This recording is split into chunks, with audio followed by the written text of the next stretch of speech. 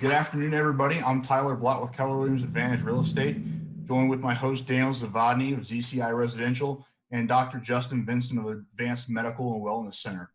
So how's everybody doing today? Good. Doing fantastic. Good. So, Justin, why don't you tell us a little bit about what it is you do? You're a chiropractor. Yes, so I'm a chiropractor, and I'm also certified to perform acupuncture. Okay.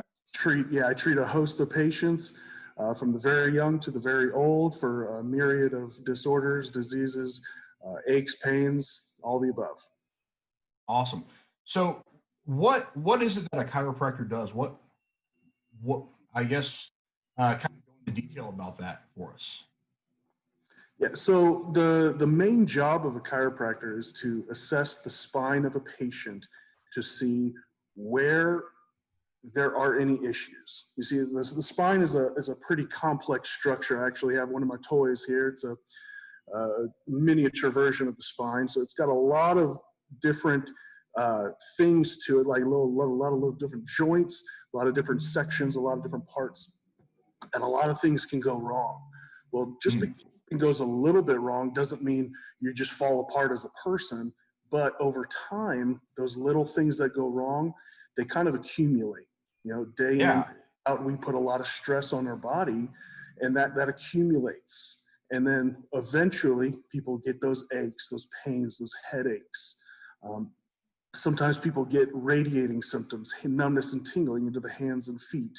So that's when I assess the spine to see where those problems are, where the main problems are, and adjust the spine so that those problems are not as irritating onto the nervous system.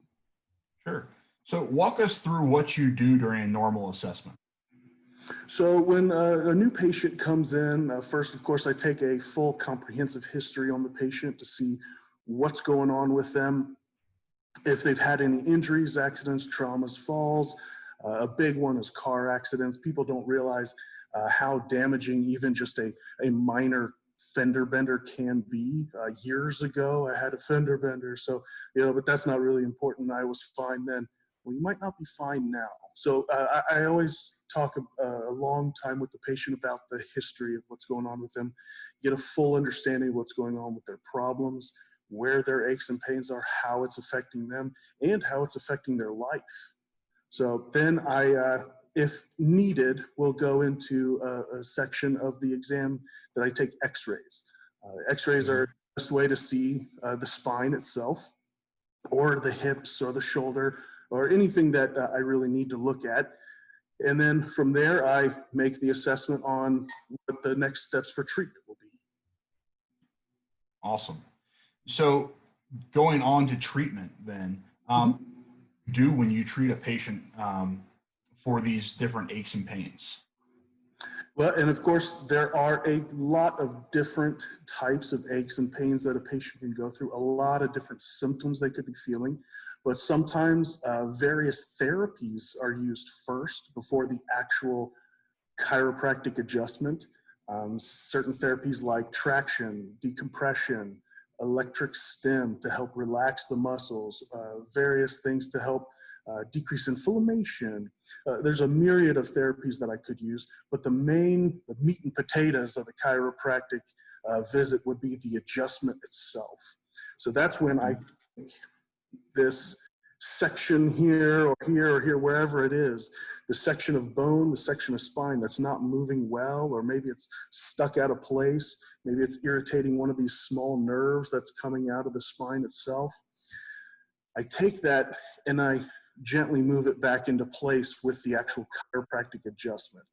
A lot of different names for it. A lot of people, I like to go to my chiropractor and he pops me type of stuff, or, all that. But I like to use the official term, the chiropractic adjustment. So you're not in the business of popping people, is that right? Yeah. Okay. Well, how long does it normally take for a patient to start to see some recovery? Of course, everybody's a little different. I've had patients after their first visit say, "Oh my goodness, I'm 10 times better." And then other people, it takes a while. This is kind of it's a good thing, but it's also kind of a frustrating thing on part of the patient and part of the doctor as well. Because, we want our patients to get better fast, right? The faster the better, right? Well, unfortunately, life isn't always that kind. Sometimes people will come in and they've been dealing with these issues for, weeks, months, maybe even years. And, because this is physical medicine, we're dealing with your body and using your own body to help your body heal itself, then sometimes it takes a while. Yeah. So yeah, it could be anywhere from a short amount of time to an extended period of time. We can always just mask up. We can glove up if we need to. I actually was telling you guys last week about one of my patients who is pretty severely immunocompromised. But however, she has several problems that we need to stay taking care of her regularly, or she's just going to slide back into those bad habits and just increased pain and problems and dysfunction. So of course, we take all these steps with her, and we even schedule her at a time where we try to keep even more distancing available for her. We sanitize the rooms regularly. We sanitize all of our equipment regularly, and we really are taking steps to keep everybody clean and safe. All right, Awesome. Justin, I kind of have a unrelated question. Yeah. I always crack my neck, crack my back. Is that good? Is that bad? Does that help me? So there's some, I don't want to say contention with that, but there's some things to say about that. So as I was showing you earlier, this is your spine, right? Look how complex this thing is, all right? There's a lot of vertebra here. There's a lot of joints here, okay? It's a lot different than like your hand, right? So I can sit here and crack my knuckles and that's whatever, because these knuckles are only designed to have a little bit of motion in each way, a lot of motion this way, but almost no motion that way, so on and so forth. This is designed to have motion every which way, right? So if I'm talking about my neck and I pop my neck because I feel tight and stiff, well, oftentimes that feeling returns after a while, right? So you got to do it again, you got to do it again, you got to do it again, you got to keep doing it. Well, it's probably because of the vertebra in your neck. You're probably not addressing the one that's actually tight and actually stiff, because you're not even touching your own neck. You're just, doing this little thing, you're doing that thing, So you're probably not actually addressing the issue. So over time, you do that too much, you develop something called hypermobility. You move too much. So you move this way a little bit, this way, and then pretty soon you're pushing all the way over to the side before you actually get that pop. So is it the worst thing you can do? No, but it's not helping you, and it's definitely not helping the problem. It's not curing that problem that you're really feeling. Gotcha. So when people do say, hey, I really feel like I just need that, it's like, okay, I got you. Try this instead. Try doing slow ranges of motion, doing some stretching exercises, and finding out which muscles are really aggravated and tight. And of course, I have to say it, get checked out by a chiropractor, right? All right, good stuff. No, that's helpful for sure. I always catch myself like it's tight, so I'll pop in and it's not to help at least right away. But you're right, it always comes back. All right, Justin. So let's dive into. We know you do chiropractic. Is there anything else you guys do? I don't know if you and Tyler talked about that while I was off for a minute or not. Well, we didn't address that yet, but at my clinic specifically, me personally, I am a chiropractor who's certified to perform acupuncture.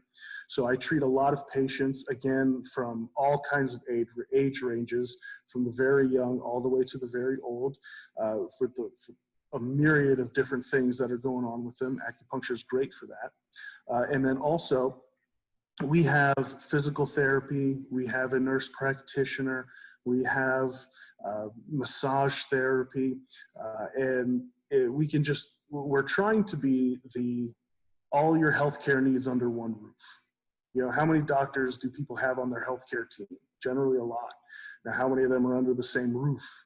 So we're trying to become a place where you can get as much healthcare as possible under one roof. And a lot of our patients are seeing the benefit of that, and it is very beneficial for them. Nice. How much does it normally cost for a patient to come in for an initial consultation and then for repeat visits? Yeah, so that is almost completely based upon whether they want to use insurance or if they want to pay time of service. And it's different depending on what kind of insurance you have. It's different depending on what kind of insurance plan you have. I could have 5 different Anthem Blue Cross Blue Shields plans, but all 5 of them, it's a little bit different. And that is all under the purview of the insurance company itself. We're just part of the providing services part of that. In addition to that, it could be different depending on the date of service. Somebody comes in, they say, hey, I have this and this going on with me. The next time they come in, they might say, well, I'm feeling better on this, but this other thing is now bothering me. So we need to do a different therapy or a different kind of treatment on them. And so it could be completely different from time to time. We generally try to make it as competitive and as affordable as possible. And in the grand scheme of things, chiropractic as a whole is very affordable, and it's very cost effective. There have been tons of research studies done to show that the cost effectiveness of chiropractic compared to other modalities of healthcare. And then when you combine it with our physical therapy and our nurse practitioner all being within the same roof, you're saving time, energy, and money that way as well. So it kind of sounds like you're really treating the whole body as opposed to just treating the symptom, which I think a lot of us tend to be guilty of. Is that right? Absolutely. That's one of the fundamentals of how we look at healthcare. It is so imperative that we don't, oh, you have headaches? Well, let's just get your head to stop hurting and then you're fine. Why do you have headaches? Is it a neurological thing? Is it a migraine? Is it a blood flow issue? Do you have a vertebra subluxation in your neck? Is it something that we can fix with just chiropractic? Do we need physical therapy? It's just a whole myriad of things in that way. Addressing the patient as a whole is really the key to healthcare, we believe.